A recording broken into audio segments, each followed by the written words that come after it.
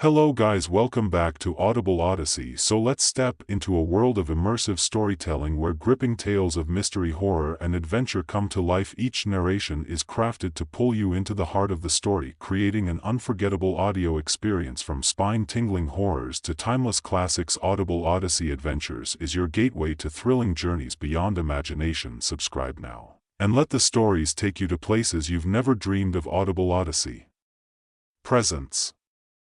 I've always loved abandoned places. There's just something exhilarating about walking through a place no one's supposed to go. It tells stories of a time long past. Maybe it's the silence or the sense of isolation that comes with being in a place the world has forgotten. I'm not really sure, but there's something special about it.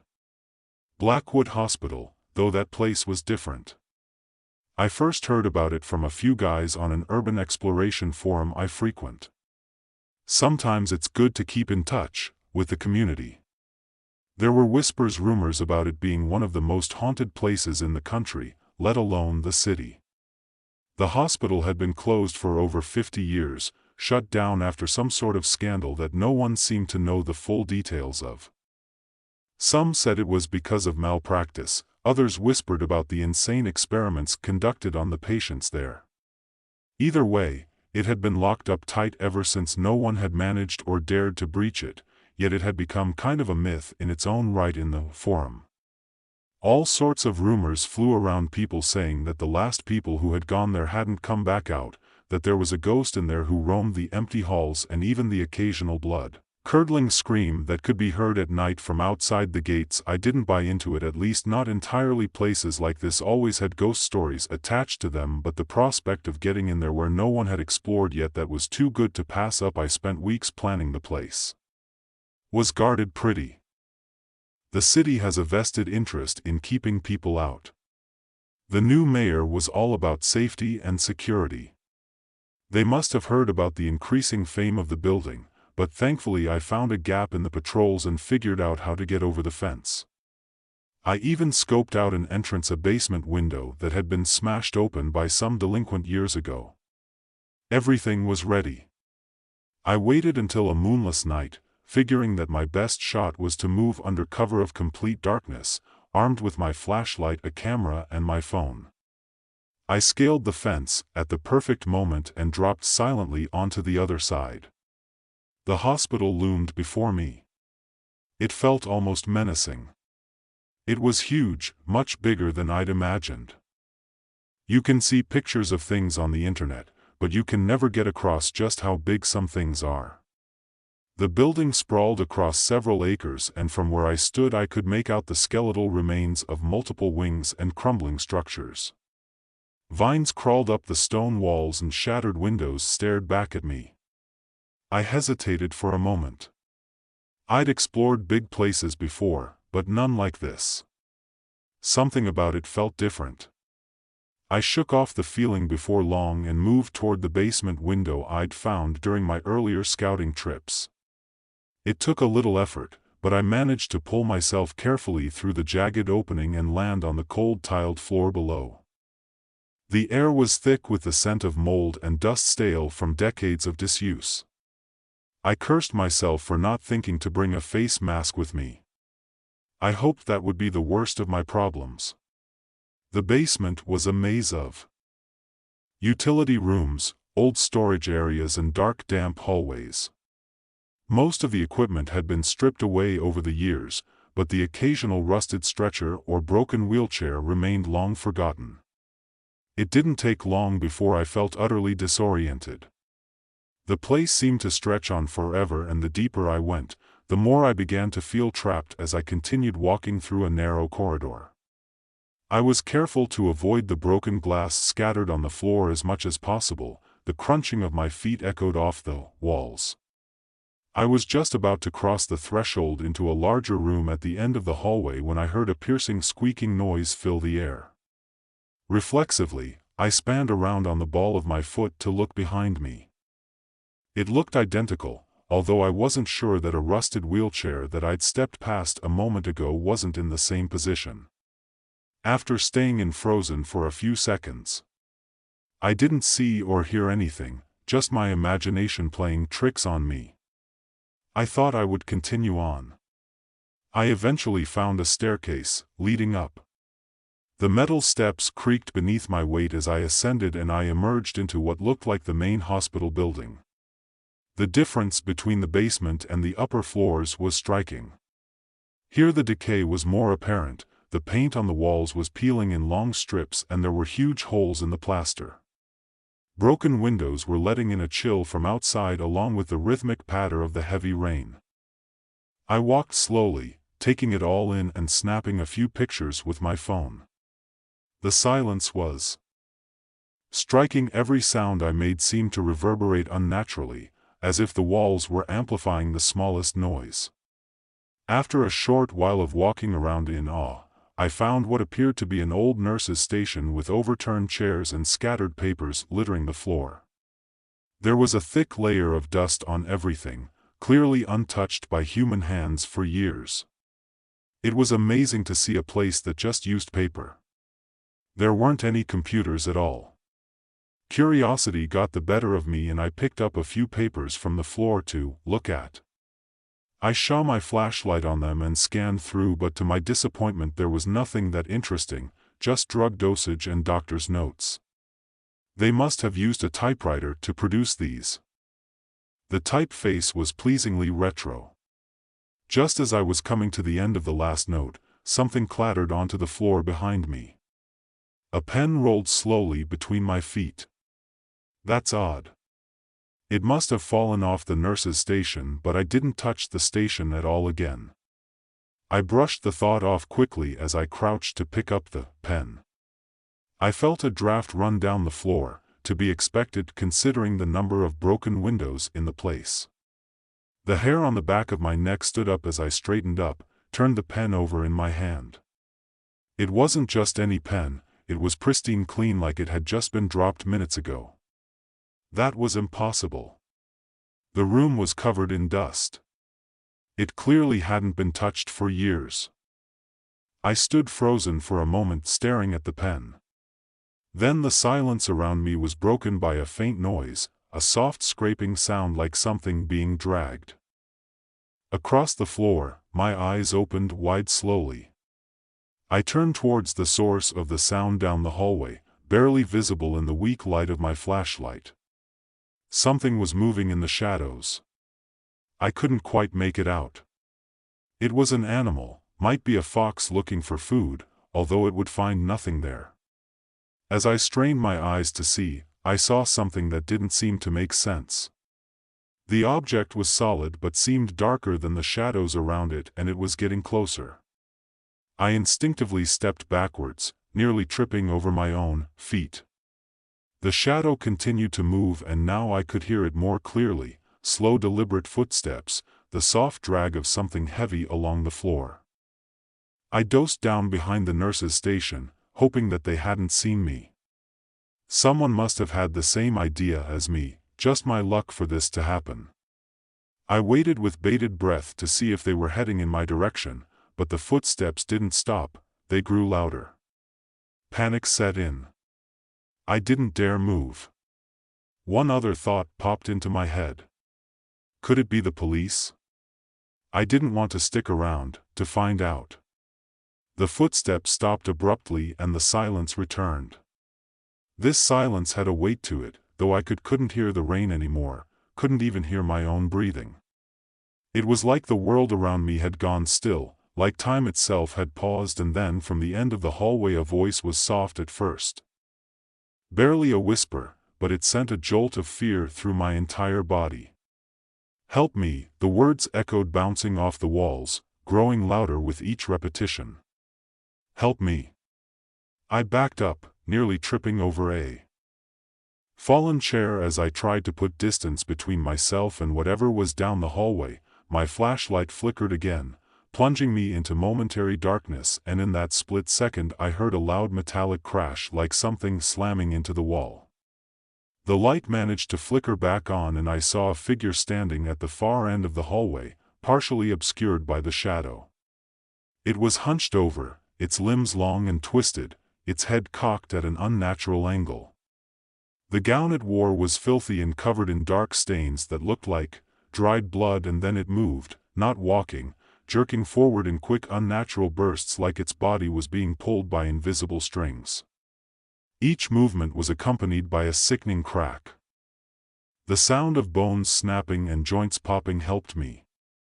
The voice said again, but this time it was right next to me. I screamed, then as if my legs were acting independently of me, I turned and ran. I sprinted down the hallway, the flashlight beam bobbing violently as I fled. I darted around a corner, slamming into the wall, but I didn't stop. I had to get out of here.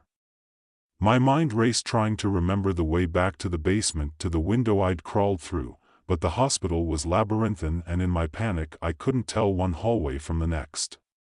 They all looked the same. I threw open a door at random and stumbled into another room, a large open space that must have been some kind of operating theater.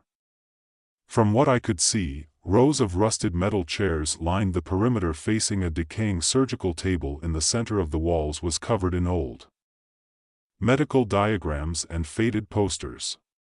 I ran to the far corner of the room, my back against the wall, the flashlight shaking in my hand as I pointed it toward the door. I was begging for it to keep walking past. The footsteps stopped just outside. I held my breath, every muscle in my body tensed, waiting for whatever was out there to come through the door. I waited, and then nothing. I thought, hoped that maybe, just maybe, it had lost track of me. Then the door creaked open just a few inches. I could barely make out the shape of the figure standing in the hallway, its shadow spilling into the room. It lingered there for a moment, unmoving, as if it were deciding whether to come inside and help me. The voice whispered again, but this time it wasn't pleading, it was almost mocking. Suddenly, the door slammed shut with a deafening bang and the room plunged into complete darkness. My flashlight flickered, sputtered, and then died, leaving me alone in the pitch-black room. I fumbled for my phone, my hand shaking uncontrollably as I swiped the screen to activate the flashlight app. One don't know how on earth I managed to do it. The dim glow of the phone illuminated the room. Standing at the far end of the room, just beyond the reach of the light, was a figure. Its eyes, if they could even be called, were wide, glowing faintly in the dark, and its mouth hung open in a grotesque grin. It had long bony claws for fling fingers. It didn't move, didn't make a sound, it just stared at me. Its smile was growing wider, impossibly wide, as if it were enjoying my fear. I backed up away from the inhuman thing in front of me. I felt the cold metal of a double door with the palms of my hands. My hands were still shaking horribly, but I slowly stumbled around looking for a handle, with my eyes still locked on whatever this was, with the smile now reaching across its whole face with rotten teeth jutting out from odd angles. It arched backwards, its hands now touching the floor as it was now standing on all fours. It was a hideous sight. My breath quickened in panic as if I were watching a spider. It then quickly scuttled along the floor up to the wall and was now upside down on the ceiling. I let out an involuntary. I'd never seen anything that disturbing. As long as I'd lived, to my relief, my right hand found the metal handle. Without thought, I yanked down with my full body weight. The door gave way behind me with a groaning creak and I crashed onto the floor, my flashlight and phone skidding across the ground. It winded me for a second and I found myself gasping for breath, but I had no time to waste. I scrambled frantically to my feet, my hands slipping on the dusty floor. I darted forward to snatch up my phone, its faint light glowing from across the room, but I didn't bother picking up the flashlight. I didn't have time. I could hear the skittering of claws on metal from above me, rapid and erratic like a creature scrambling for its prey. It was still on the ceiling. I looked up and it was staring directly down at me. Its head was twisted at an unnatural angle and its wide hollow eyes bored into mine. It started moving. It felt completely alien, as if a spider from another dimension. I backed into the hallway, still gasping for air, and slammed the door shut behind me with a loud bang. My heart pounded as I fumbled to lock the door, but there was no lock, just a flimsy rusted handle. It wouldn't hold for long. I jammed a splintered piece of wood into it. Better than nothing. Without thinking, I turned and ran. I didn't know where I was going, didn't care, I just needed to get away from whatever that thing was. As I ran, I could hear the door behind me creak open and a loud crash echoed down the corridor. It was after me. Up ahead. I spotted a flicker of light on the stairwell, the staircase I'd come up earlier. I bolted towards it. My feet slipped on the damp, cracked tiles, but I managed to reach them. I grabbed the railing, pulling myself up as fast as I could, taking the steps too, as the time behind me, the sound of claws on metal, and it was gaining on me. I raced up the stairs, my legs screaming in protest, and when I reached the next floor I threw myself against the heavy door and pushed it open with all of my strength. I know where I am now. Just a little further out the window, I could see the faint light from outside the broken window I'd used to sneak in despite my body's cries to the contrary.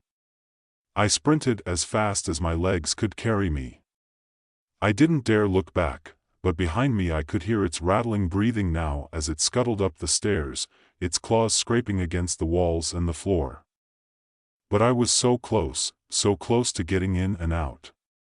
I reached the window, grabbed the ledge and hoisted myself up, but I didn't have the luxury of time now, so I ignored the jagged edges of glass that bit into my palms.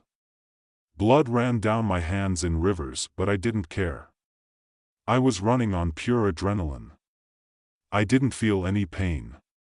I swung one leg out of the window and then the other. My feet finally touched the wet concrete outside. I was out, I was free. I turned just for a second to look back at the window. The creature was there, crouched in the frame, its twisted face pressed against the shattered glass. It was still grinning that terrible grin. I wasn't sure if it was able to leave this place, but I didn't want to stick around to find out. I bolted. I ran as fast as I could across the hospital grounds, not daring to look back again.